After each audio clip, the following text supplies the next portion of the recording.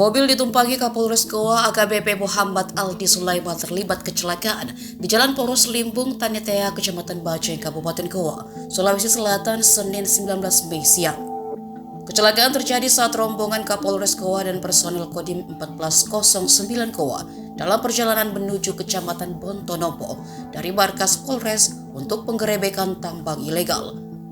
Tiba-tiba dari arah berlawanan mobil ras merah nomor polisi DD 1218 GK arah Takalar menuju Makassar menabrak mobil Kapolres. Saat kejadian di dalam mobil Innova Zenix tersebut ada 4 orang. Kapolres Goa, Kasat Intel Polres Goa AKP Sahrial Yusdiansyah, sopir dan ajudan. Kapolres dan Kasat Intel duduk di bangku tengah. Sesaat setelah tabrakan, Kapolres dan AKP Syahrial segera dievakuasi keluar dari kendaraan. Kapolres Goa mengaku kaget saat kejadian. Sementara itu, mobil ras dikemudikan oleh Akbar usia 18 tahun. Akbar disebut melaju kencang namun tiba-tiba keluar jalur dan menabrak mobil ditumpangi Kapolres. Beruntung, tidak ada korban jiwa dan luka dalam peristiwa tersebut. Usai dievakuasi dari dalam mobil, Akbar bersama ibunya diamankan polisi untuk diperiksa.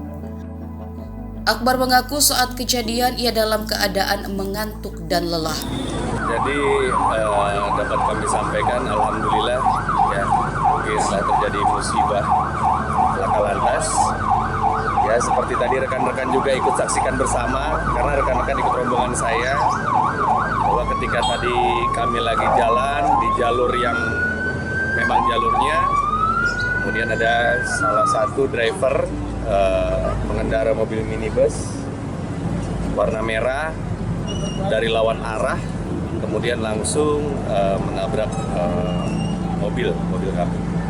Tapi alhamdulillah dari driver yang memang menabrak mobil kami pun dalam kondisi sehat, ya tidak terjadi luka yang memang luka parah. Betul, jadi tadi ketika kami temui kenapa dia melawan arah dan tidak mengurangi kecepatan kendaraan, karena sempat sekali dia sama sekali tidak mengurangi kecepatan kendaraan karena dia menyampaikan bahwa yang bersangkutan memang ngantuk.